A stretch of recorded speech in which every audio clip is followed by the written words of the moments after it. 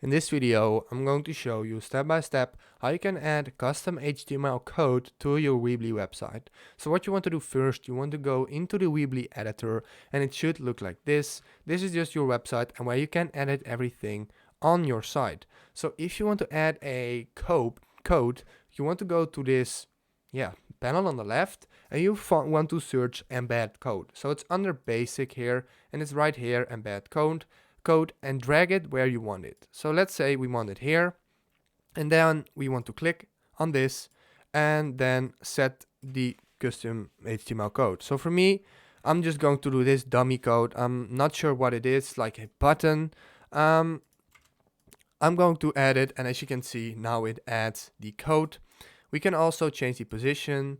So yeah, now it doesn't really do anything because it's aligned to the left, but you get the point. This is how you can add an HTML code custom to your Weebly website. If this video helped you out, please leave a like, please subscribe, and see you next time. Have a good day.